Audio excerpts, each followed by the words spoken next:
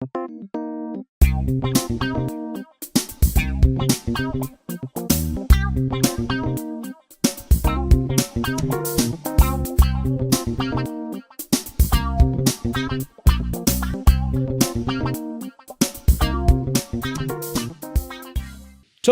sanibonani Dumelang Absheni and hello umkhuloti from 131 Marshall Street Johannesburg CBD. Ngibonga bonke abantu abasahleli nami namanje. Ngibonga bonke abantu engisathandaza nabo namanje. Ngibonga bonke abantu abasabelieve kumkhuloti namanje. You know nawe uma uyinyanga kuyafika isimo la you feel ukuthi hey yonke lento le mess enzakala yonke these things of which are happening man is better ngithi ukuthula noma ngithi ukuyeka yonke into because of ngapha abantu they are scamming you money, ngapha abantu bakutreata kabi, ngapha abantu are threatening you, ngapha abantu bafuna ukuvala inkonzo, ngapha abantu bafuna ukwenza ini, but kube nabantu abathi mkhuloti sisizakele uwe, mkhuloti sibone imanga ngawe baba siyaqela, try to just ube namandla usisize ukuya phambili. Thina siye phambili ngawe, thina siphumelele ngawe, manje hamba nathi.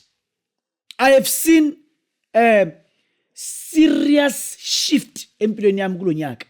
Uma ngibona i-serious shift empilweni yami kulonyaka, ngathi uNkulunkulu ngiyabonga ukuthi lento uyenze ngisaphila, hayi sengekho emhlabeni. Why?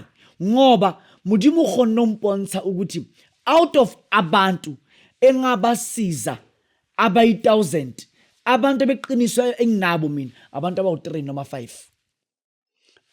from all the thousands zabantu engazisiza abantu of which mina nginabo abantu engababala ukuthi mina abantu ukuthi abami bayangilandelela bayangisiza bayenza in it is only 3 noma 5 from all these thousands zabantu.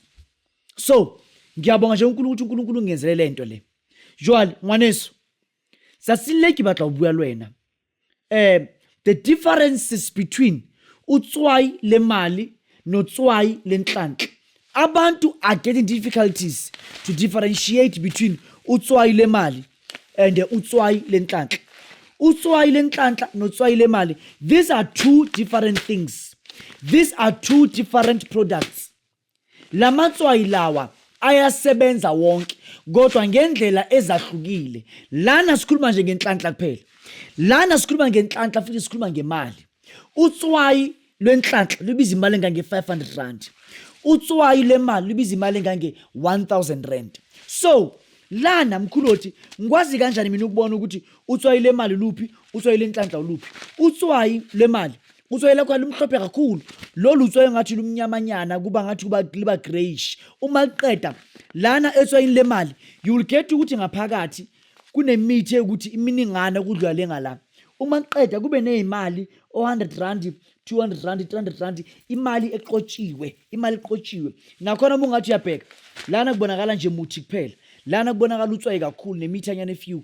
Lana utswayi imithi imali, utswayi lani lemali. That's why linani linezimali ngaphakathi ukhomba ukuthi lidonsa inhlanhla noma umsebenzi wemali kakhulu, while lana sidonsa kakhulu umsebenzi wani wenhlanhla ukuthi kuvuleke nje yonke into yakho. Then utswayi lolu la libulale yonke into emlingo empini yakho evalwayo ukuthi inhlanhla zakho zingeza. Lana siyalwa lana sibiza imali, lana sithi inhlanhla ayivuleke, lana sibiza imali, lana sithi inhlanhla ayivuleke. La kuvaleke khona tswayi sebenza ushaya imoya yezitha, ushaya imoya evala inhlanhla.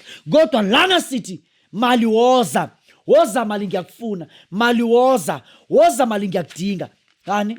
Utswayi lemali. Utswayi lemali uma ungathi libuka futhi liningi kakhulu ukudlula utswayi lwenhlanhla. Yabona utswayi lemali buka. So these are the differences ezikhona between utswayi lemali notswayi lenhlanhla. Lana ngikhuluma ngotswayi lemali, fine. Utswayi lemali bakwethu lisiza uma umuntu oyikuthi unenkinga zeyimali. Lo tswayi lemali liyakusiza, liqokekela imali zonke zakho wazinikezwa ukuthi zikwazi ukuthi zize kuwena.